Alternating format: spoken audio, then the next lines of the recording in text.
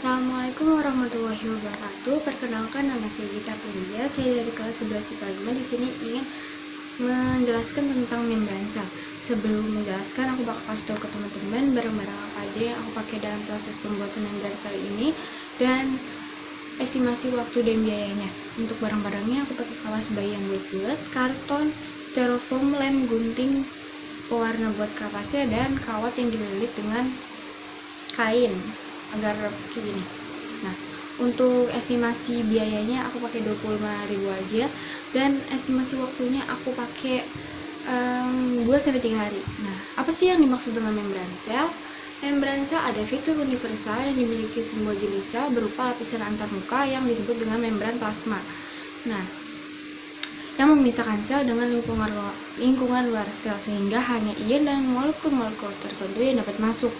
Fungsi dari membran sel ini itu apa sih?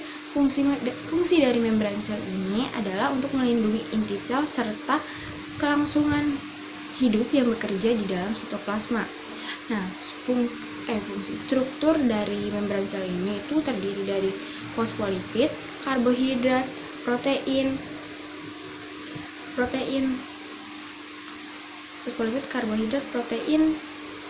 dan kolesterol. Nah, fosfolipid ini yang pertama, dia memiliki dua bagian yang saling bertolak belakang, yaitu kepala fosfat yang bersifat hidrofilik yang artinya suka sama air.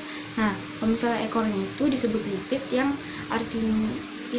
memiliki sifat itu hidrofilik yang artinya hidrofobik, hidrofobik yang artinya benci sama air. Nah, makanya mereka berdua bertolak belakang. Untuk protein dari membran ini terdiri dari dua juga, yaitu protein yang pertama, protein integral adalah protein yang menembus masuk membran sel yang ini. Nah, fungsinya itu sebagai transport molekul yang masuk dan keluar sel.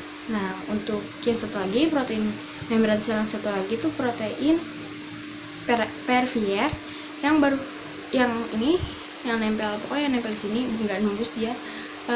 Dia itu berfungsi sebagai tempat menempelnya enzim dan hormon.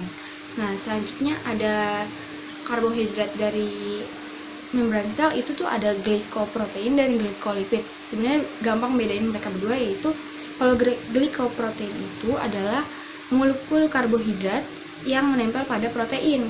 Nah, sedangkan yang satu lagi glikolipid itu adalah molekul karbohidrat yang menempel pada lemak. Jadi gampang bedainnya. Fungsinya itu sebagai tanda pengenal bagi sel. Nah, untuk yang terakhir itu kolesterol. Kolesterol itu berfungsi sebagai menjaga kestabilan fosfolipid. Jadi kalau misalnya contohnya dalam keadaan panas, fosfolipid dalam keadaan panas ini, kolesterol itu bakal ngejaga keseimbangan fosfolipid sehingga fosfolipid itu tidak terlalu cair. Nah, segitu saja yang bisa saya jelaskan. Kurang lebihnya mohon maaf. Assalamualaikum warahmatullahi wabarakatuh.